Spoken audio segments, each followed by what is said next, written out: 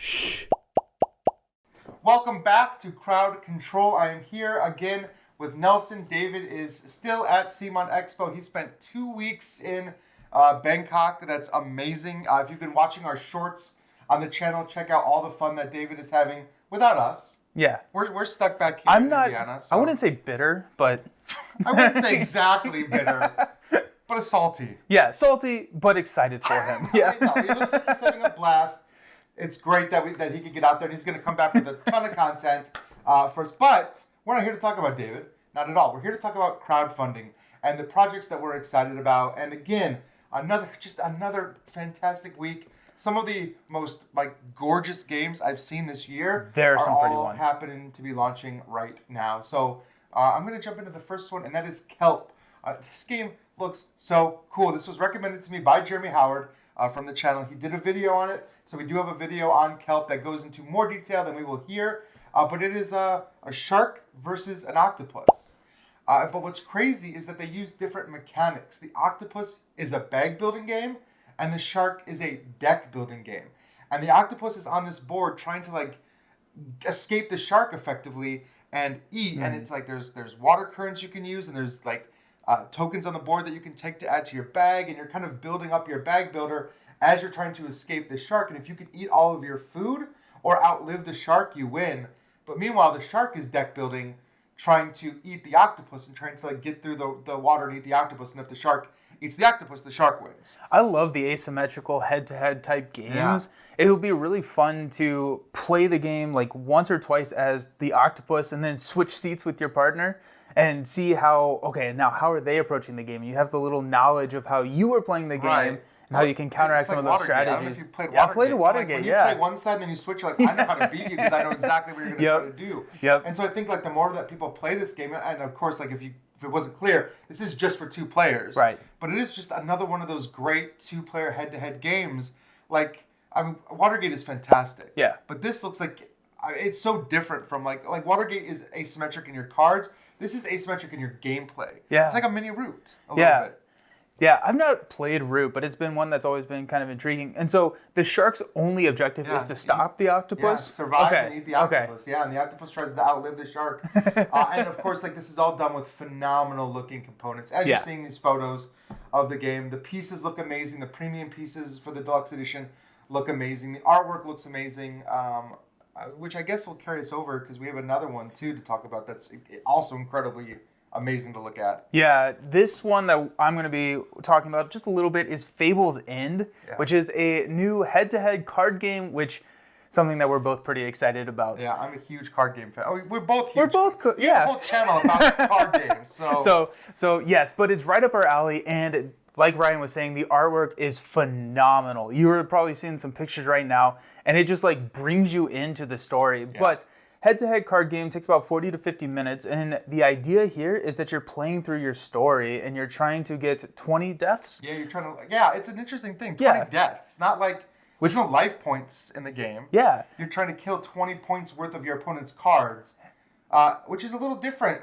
And there's other ways you can put cards into their discard pile that add skulls to their discard pile. Yeah, it's an interesting way to approach that. There's a lot of levers that seem to be pulled and a lot of design space. They did talk about in their crowdfunding campaign how they've kind of played a lot of these games and learned and working on the design to try and make it a game that is balanced but also very asymmetrical, which is not super easy to do in a design space. Well, yeah, and for me though, all that sounds really cool, but they got me with the theme. Oh, this idea of the Fables End of playing these different Fable stories, iconic storybook characters. Yeah, exactly. Yeah. And there's different factions. There's the Wolf faction and the Scorpion faction that all look very unique and different. That grabbed me, and the fact that they did a lot of the artwork. It's a small team that did this game. Yeah. Which is insane to me. Incredible. The other thing that I think we should mention is that it is an expandable card game that follows the model that's not a trading card game. So it's not randomized packs. Whenever you buy an expansion, you know exactly what cards are coming in the pack. So you can build and modify. You're not chasing rares. Now they do have holographics that you can have. They have special you can go packs. find, right? Well, I like this because, and again, this is not sponsored. We're just very excited about this game. But I like that idea. You get a box and you know exactly what you're going to get into it. But then there's also some packs of randomized foils. Yeah. And those, so you still get that satisfying like rip open and see what I got. Go through and see what you got. Yeah. So there is still going to be a little bit of a chase, probably a little bit of a secondary market if like, oh, I really want this particular card in foil. Right. But yet you can just buy the packs as they come out and have every card, which is something they've done like Fantasy Flight is known for, like with Arkham and Marvel, and I love that model. Yes. It's such a good model. Yeah. So they have Fable's End, and we're going to talk about a couple more. But before we do, we promised you earlier episode of Crowd Control that we would do a WallZap video, that we would talk about that WallZap mounting system. They did send us one of those to check out. So we're going to let you know how we feel about that, and we're going to have a special segment from a very special guest. Yeah, if you didn't watch that Crowd Control episode, we talked about WallZap, which is supposed to let you hang your games on the wall as artwork. And we promised we'd get a sample and we'd kind of give you a look at how that works so you can decide with just about a week left in the campaign whether or not that's something you're interested in. Now, we hang board games on our wall for decoration, and I know a lot of people like that concept. So when you back WallZap, you are going to get everything you need. But the real key pieces here are this metal plate and this mounting bracket, which we've already hung on the wall. Now this is going to be installed into the bottom of your box, and it actually can be removed and taken out and put into other boxes. We did that here with Cascadia. You'll notice that we've got the Cascadia box, we've got the WallZap here, and we have installed the little brackets for the magnets that will keep the box lid in place. Now, if you just like those, you can just get the magnets, but it will actually hold that lid. So, we've got the box here. I'm going to actually put the insert back in. I took it out so I could kind of show you guys an example. And I am going to put all of the components back into the box as well. I'm going to put the instruction booklet in there. I'm going to put everything into Cascadia that should be there, just so you guys can kind of get an idea. All right, and then we're going to put the lid on. Now, of course, again, we have that magnetic clasp. So when I click this box shut, you're going to have it sealed with the magnets. It keeps the lid on. I mean, it does a pretty good job of keeping that lid on. And of course, you can get it open because you need to be able to get it open. But I've got the bracket inside. I've got the bracket here on the wall. And look at that. I mean, that is as good as they promised it to be. And it comes off pretty easily too. So you can switch out your games. You can switch out the plates. And they come on and off without much issue. So if you were looking at kind of a review of WallZap, that is it. It's perfectly functional. It's very easy to install. I love those little box magnets, and it hangs with full components inside. So yeah, that's the update on WallZap. Now on to our special guest. Hello everyone. This is admittedly a little weird because I'm not there on set, but I am coming to you from Phuket, Thailand. I was just at CMON Expo in Bangkok, and that is where I learned about Mons and Mages. This thing caught my eye for a couple reasons. One, I saw this box. There's two things about this box. Not only the artwork, but this logo right here. I learned that this was indeed inspired by the game Seasons, one of my favorite games of all time, and you can actually see that inspiration here in the logo. If you don't trust me, take a look at the Seasons box and you'll see what I'm talking about. But not only that, but this game is a card battler. It is only a two-player, I believe, card battler. I did get a brief demo of it, but I wanted to bring this to your attention because it is on Kickstarter currently. I think they have just maybe a few days left going in their campaign. But there's some videos out there if you want to dig deep. Rado has a video, some other people have videos, so check it out. But this game is a two-player card battler that does all the things you'd want, and even the mechanics are kind of inspired by Seasons. You're going to have spaces, if you will, for the cards to be played. And by the way, the cards themselves, I don't want to go into the details of the gameplay, but look at these cards. The artwork on these things are amazing. And it has all these really cool tableau, combo-y mechanics going on, because when you play a card, it's going to fire off a thing, and then you have this staff that moves across your cards, so there's a kind of a positional thing going on in terms of when you can activate certain abilities on certain cards. There's cards that can upgrade when you activate them. You're going to be collecting mana on the cards and firing off yet another ability. And again, even in my demo, I saw some abilities fire off, and depending on what cards they were next to, they're able to feed mana to those cards and maybe create some combos where you kind of have a cascading effect of this card fires off, then this card fires off. Anyway, This game is really cool. I want to definitely get it played a little bit more than I have already. But like we always say, if you have any questions, make them in the comments below. I have a copy. I'm bringing it home from Thailand, so we'll get it played and answer whatever questions you have down there. And now, back to Ryan.